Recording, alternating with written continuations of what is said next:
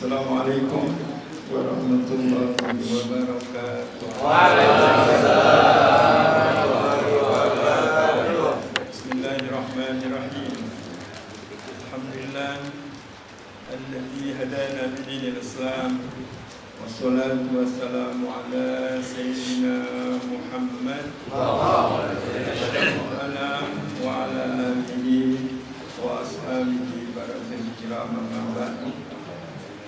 Subhanaka la ilma lana illa ma 'allamtana innaka antal alimul hakim. Rabbi shrah li sadri wa yassir li amri wahlul 'uqdatam min lisani yafqahu qawli wahdi qalbi bihaqqi sayyidina Muhammad sallallahu alaihi wasallam. Yang mulia, kita bersama Kiai Haji Ahmad Muradi atau Dr. Ahmad Muradi. Yang mulia Ketua Posila Bapak Kiai Haji Jawas Ahmad Sayyid. Yang mulia Ustadz Haji Mansur sebagai tuan rumah dari Arijaya ini, para guru semua yang mulia, insyaallah dimuliakan Allah Subhanahu wa taala, para orang tua yang keberkahannya terus menyebabkan kita jadi berkah. Kalau majelis ini dihadiri orang tua, biasanya berkah. Makanya orang tua mesti ngerti. Jangan pakai bilang, gua udah tua ngapain gua ngaji. Ya sebab bapak jadi berkah gitu ya. Ini udah tua bangga nggak mau ngaji. Panjang umur. Alhamdulillah. Yang tua ngajilah supaya majelis ini berkah. Yang muda ngajilah supaya tambah ilmu, gitu kan ya? Akur ya. Bapak-bapak, saudara-saudara sekalian yang dimuliakan Allah Subhanahu wa taala. Saya kan di Bangkulung sebenarnya. Saya sengaja saya ngumpet, saya takut dipanggil-panggil. Datang juga. Ya. Inilah yang Kiai bilang takdir mau bilang apa. Ya. Alhamdulillah kita bersyukur pada Allah Subhanahu wa taala. Kenikmatan afiah masih ada pada kita. Kenikmatan afiah paling tertinggi adalah nikmatul ibadah. Betul Pak ya? Nah, sepakat ya? Jadi dari sekian nikmat afiah. Kalau soal sehat sih itu biasa. Tapi afiat nggak semua orang bisa. Ini hari banyak banget saya lewat tadi tuh. Pada sehat, pada nganga semuanya. Pada olahraga sehat. Tapi pertanyaannya dia dapat nggak nikmat afiah? Salah satu dari begitu banyak nikmat afiah adalah nikmatul ibadah. Betul Pak ya? Jadi hari ini Bapak kelihatan banget sih wajah solehnya gitu kelihatan.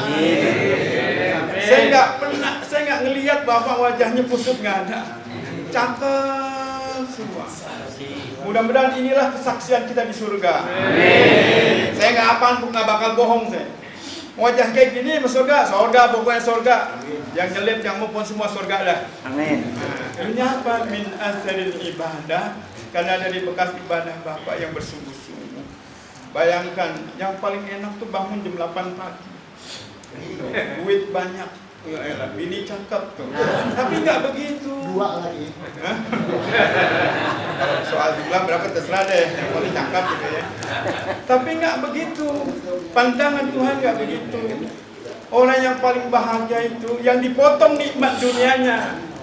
Tadi tuh kan paling enak jam 8. Punya bini 2. Duit sebaskom. Duit selagi. Kan paling enak begitu. Dalam pandangan Allah nggak begitu. Lo potong nikmat tidur lo. Yang biasa bangun jam 8, lo potong jam 3. Jam 3 ini sisanya buat apa?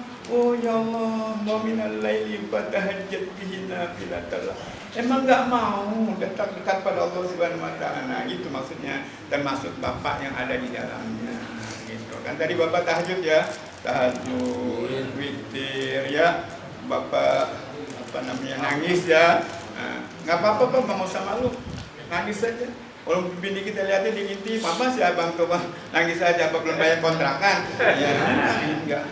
Kita betul nangis haru pada Allah. Inilah nikmat terbesar. Udah gitu, bayang masjid berjamaah. Waduh, ayo hebat banget. Habis berjamaah, datang ke Porsila.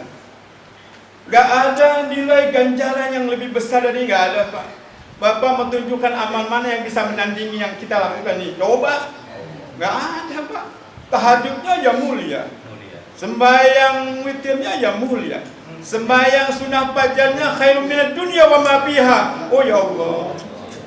Sembahyang fajarnya bisa khairun minad dunya wa ma fiha, man ada yang lebih dari ini. Buat ya Pak.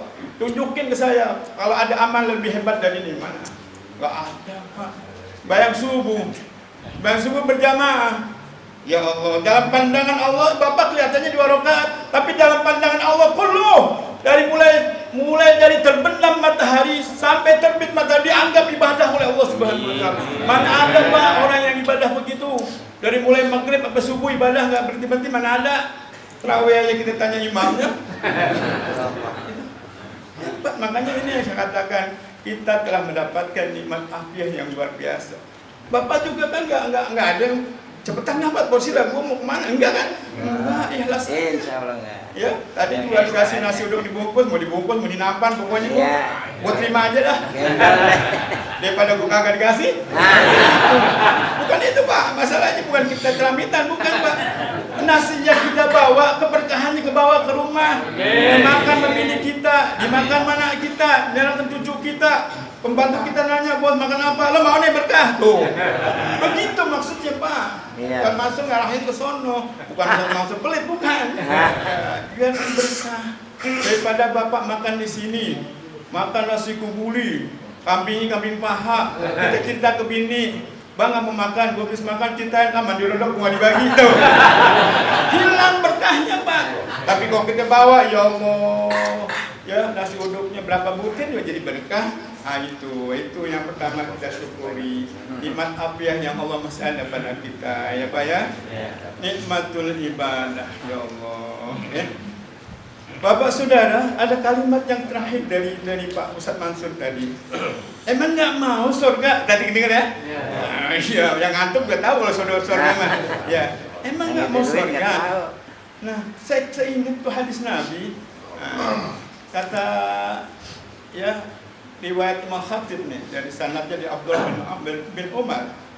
Katanya Nabi pernah bersabda, Innallaha ya'jabu min sa'ilin yas'aluhu ghairal jannah. Betul Pak ya? Bapak tua ngaji pernah dengar ya? Mudah-mudahan pernah dengar. Allah Ta'ala begitu heran kepada si peminta. Peminta sih bukan pengemis, bukan Pak. Doa maksudnya berharap. Allah Ta'ala sungguh heran kepada orang yang meminta, tapi yang diminta bukan surga. Ada nggak kayak gitu? Yang minta rezeki yang banyak. Gitu kan ya? Minta yang luas, minta rezeki duit yang nggak putus-putus. Karena tahu kalau bisa putus kagak laku. Kan begitu Pak, logikanya Pak. Benar dia doanya, benar. Minta rezeki yang, minta istri yang salehah, betul Pak ya? Minta gini, minta ini. Tapi dia lupa tidak meminta surga. Nah, kok bisa kejadian? Oh bisa. Apa dia nggak tahu surga penting? Oh tahu. Apa dia nggak tahu neraka bahaya? Tahu. Tapi kenapa yang diminta soal dunia, kekayaan, rezeki, istri, jabatan semua? Kenapa? Min asal ibadah. Karena Allah akan bimbing orang sesuai dengan kemampuan ibadahnya, Pak. Kalau dia kurang dekat sama masjid, udah nggak bakal Pak jamaah nikmat. Hatta rumahnya samping masjid. Ada orang yang rumahnya samping masjid, tapi enggak, nih kaki berat banget. Makanya Allah lupain dia minta surga. Tuh. Ada orang nggak pernah hadir, ada tahu nih hari Ahad ngaji tahu. Kalau kata umat Islam ngerti hadis ini Al-Hidayah nggak bakal masuk dalam daftar. Kenapa? Lah masjid kekecilan. Pasti yang masuk, masjid kayak Nurul Ihsan tuh, sampai bisa keluar tuh. Dalamnya gede, parkirannya gede, kesulitan madrasah gede, pakai AC lagi 12 biji tuh.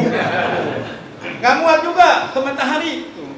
Karena matahari juga bagian dari Ihsan, tanahnya bukan. Ini kalau umat Islam sadar, ya Allah, Tapi nggak begitu maunya kita. Maunya Allah nggak begitu. Ya, kalau maunya kita kan begitu.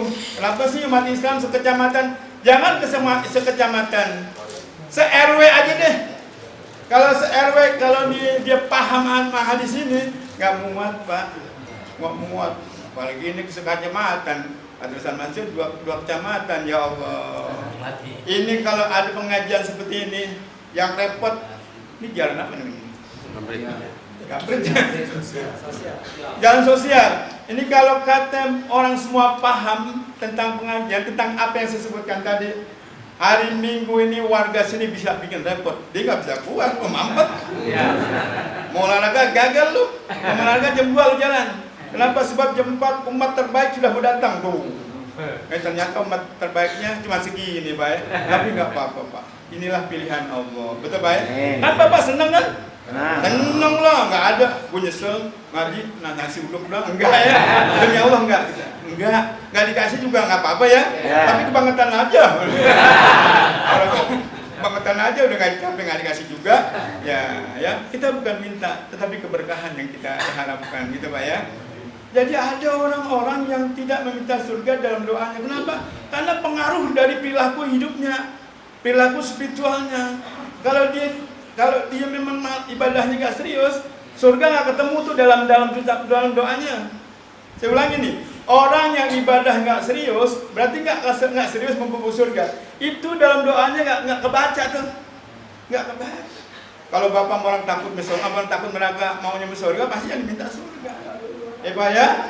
Jadi aneh orang yang meminta apapun pada Allah, tapi surga nggak diminta. Nah, kalau kita sih sedap ya. Wah, kita Allahumma inni as'alukal jannata wa na'imaha. Wah, keren banget kan, Pak? Emang nggak boleh? Boleh. Ya Allah, aku minta surga dan seluruh fasilitasnya. Ya, sembahyang subuh jam 7. Tapi nggak apa-apa. Nggak apa-apa, Pak. Nggak apa-apa. Emang masuk surga karena ibadah kita? Enggak. Karena kalau Allah makasih mau bilang apa? Saya malu minta surga, nggak apa-apa minta. Allahumma inni as'aluka al-jannah wa na'imaha wa ma yuqarribuna min qaulin wa amalin wa niyatin wa i'tiqadin. Lengkap banget. Bang minta apa? Minta surga, kemudian semuanya fasilitasnya. Emang abang bayar suku jam berapa? Jam 7. Emang terima kata Ustaz Iwan. Gitu. Ini pendorong penyemangat, Pak. Ya, jadi Bapak Saudara, walaupun amal udah banyak banget, ya martabat Bapak udah tinggi banget, makom Bapak sudah di hadapan Allah mulia, jangan lupa tetap kita minta surga. Itu Pak. Kan ada yang tertinggi rahmat. Iya, kalau dengan rahmat, kalau ente nggak masuk surga gimana? Kalau tidak cerita sufi, kalau sufi ya mungkin iya. Ada beberapa wali yang berdoa, ya Allah, andaikan engkau masukkan ke dalam neraka, aku ridho. Yang penting keridhaanmu menyertai aku. Makom kita siapa, Pak? Belum bisa. Bapak, saya ulangi nih kalimatnya. Ada doa-doa aulia. Ya Allah, andaikan kau masukkan aku ke dalam neraka, aku ridho. Yang penting ridhomu menyertai aku. Saya tanya, ada nggak orang yang di neraka diridhoi Tuhan? Nah kan begitu Pak. Bapak jangan sebelah banget. Ngapain minta surga? Gua kan udah wali. Wali buntut. Nggak bisa Pak. Tetap kita butuh fasilitas. Tetap kita minta surga. Apalagi di dalam surga istri kita ada mendampingi kita, ya. Cuman sayang juga kayak saya ya, mesti 2-3 mestinya nih. Bayangkan Bapak, ketika kita dinyatakan oleh Allah Ta'ala, engkau min ahlil jannah, wah ya Allah kita masuk. Kata Allah, tataplah ke belakang, siapa yang ada di belakang kita? Ada istri kita, abang aku juga. Kata istri kedua, aku juga. Kata yang ketiga, ikut juga. Ikut jangan bangga. Anak cucunya bererot. Orang bininya 3, se-RT dia doang semua. Maka RT nggak pernah ganti-ganti. Keluarganya semua. Dah. Itu yang paling bahagia Pak. Udah jadi ustadz, jadi ketua RT, soleh, ilmunya banyak, kontrakannya 203 tuh. Ya Allah, mati masuk surga. Wah kayak apa? Cucunya bagus. Dia mati beruntung doa. Semuanya doain kong.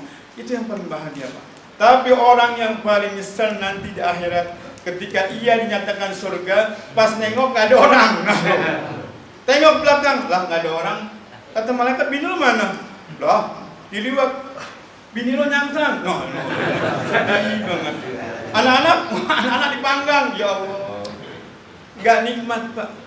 Gak jadi nikmat kalau kita masuk surga sendirian, sementara istri kita dipanggang. Anak kita dipanggang, gak jadi nikmat, Pak. Nikmat yang terbesar pada saat kita diponis surga. Oh ya Allah, bini kita, bang, aku menemanimu. Ya, sebab bagaimanapun bidadari tercantik di dalam surga adalah istri kita, Pak. Bapak jangan hayal, bini gue jelek tadi surga orang cakep. Bini bapak dipermak. Jadi cakep, jangan-jangan nanti pas surga kita nggak kenal. Siapa lu? Ya bang, kita kan orang jalan setia. Oh iya bini gua. Makin cakep kan masuk dalam. Kan ada pabrik permak surga. Kan ada dalam sejarahnya. Nanti orang-orang yang kurang pas dipasin. Ada orang-orang yang cemong dibersihin. Kok cemong? Ya iya habis dibakar. Ya. Habis dibakar, nilap jambu orang kan dibakar, Pak. Pak dibakar cemong, masa sudah nyatakan selesai pembakarannya lalu ke surga, kok cemong-cemong? Udah jelek ke surga, masa diisinya orang cemong? Dipermak dulu, termasuk istri kita yang kurang pantas bawa kondangan, dipermak dulu. Ya. Kan ada orang yang, bini lu mana? Kurang pantas belajar. Tapi dia kan soleh, Pak. Dia sholat, dia setia, dia bisa jaga amanah, dia bisa menjaga nama baik kita. Oh, Allah ponis dia masuk surga menemani kita. Nanti dipermak dulu biar pantas gitu. Nanti, iya biar pantas. Sebab nanti khawatirnya kalau nggak dipermak, nanti dia lebih suka sama bidadari. Padahal derajat yang tertinggi adalah wanita yang salehah. Itu, Pak. Jangan menghayal untuk ditemani 300 bidadari. Wow, martabatnya rendah banget, Pak. Martabat yang tertinggi ketika kita masuk ke dalam surga ditemani istri kita yang saleh. Amin. Juriyah thayyibah, tetangga-tetangga yang baik. Oh ya Allah, satu kampung kayak orang mesen, dia semua keluarganya, istrinya, anaknya, tetangganya, atau tetangga sebelah. Kok bisa lah? Orang soleh semua tetangga gue. Ya Pak ya. Nah, jadi sekali lagi, yuk kita buru surga dengan apapun adanya. Jadilah kita manusia terbaik. Kalau kita lihat di dalam Tanbihul Ghafilin, salah satunya nih, ya, Abdulun nas man fihi khamsu hisalin. Man kana fihi khamsu hisalin. Ada orang yang terbaik, dia punya 5 karakter. Tapi kalau sampai 5-5 disebutin, insya Allah jam 7 lewat. Bapak nggak ridho pasti Bapak nggak ridho, walaupun nasi uduk udah siap, nggak ridho. Saya cuma ambil satu aja. Ya, satu. Dua lah, sepakat ya, 2 ya. Yang pertama, ayyakuna ala ibadati rabbih muqabbila. Yang tadi yang barusan di mukadimah tuh, ya, orang yang terbaik di hadapan manusia dan Allah adalah ketika memposisikan ibadahnya kabul terus dan dia merasa nyaman, Pak. Bapak kan? Bapak ibadah kan nyaman kan? Salah satu ciri bahwa ibadah kita diterima Allah dan Allah ridho, kita nyaman, Pak. Kita merasa puas, seneng. Kayak Bapak misalnya tanggal 27, kan duit udah tipis banget, Pak ya? Udah tipis banget 27. Kita pegang kantong nggak pantas, kita buka laci udah hilang. Nggak taunya 27 ada yang ngasih duit yang lebih dari gaji Bapak. Bajikan Bapak 7 juta, ada yang ngasih 10 juta. Gimana girangnya? Kalau nggak Bapak loncat, salahnya Pak ya. Kayak gitulah. Ketika kita habis sholat, senangnya melebihi dari kesenangan dunia. Itu tanda-tanda Bapak ibadahnya terima hari ini, Pak. Ada nggak yang ibadahnya nyesel? Ada, sholat tarawih. Banyak banget. Ya. Nah, kata di dalam kitab itu dijelaskan orang yang terbaik kalau dia ibadahnya diterima dan dia merasa puas. Kan kita nggak tahu diterima atau tidak. Kan hati Bapak. Hati ini satu kenikmat yang termahal, Pak, yang ada miliki makhluk lain, Pak. Hati ini yang bisa menyambungkan, connect atau tidak, nyambung apa enggak. Ketika kita dalam kebaikan lalu kita senang, itu tanda-tanda bahwa Allah Ta'ala mengabulkan ibadah kita. Tuh manusia terbaik. Kemudian yang kedua, 2 aja dah. Ayyakuna naf'uhu linnasi zahira. Bahwa keadaan hidupnya selalu bermanfaat. Ya makanya Bapak hidup saudara, jangan sekedar soleh kepada Allah, tapi solehlah kepada manusia. Ciptakan kita manusia terbaik di kampung kita. Tangga sebelah bilang kita orang baik, tangga sebelah kita orang baik, sebelah semua orang baik. Kalau orang tetangga kita sudah memponis kita baik, surga udah gampang. Gampang banget. Ya, apalagi udah soleh, berilmu, berakhlak, wah, semuanya punya gelar kayak Pak Kiai, lihat banget. Dia dokter, soleh, alim, muelah, masuk surga lagi. Bapak jangan ngirian, emang begitu adanya. Ya, ini orang bergelar kagak, ya bodoh, geblek, neraka. Ya kata setan, goblok lu. Saya berkali-kali katakan di mana-mana, orang yang pertama kali mengatakan kita bodoh bukan Tuhan, bukan malaikat. Orang yang pertama kali mengatakan kita bodoh adalah iblis laknatullah.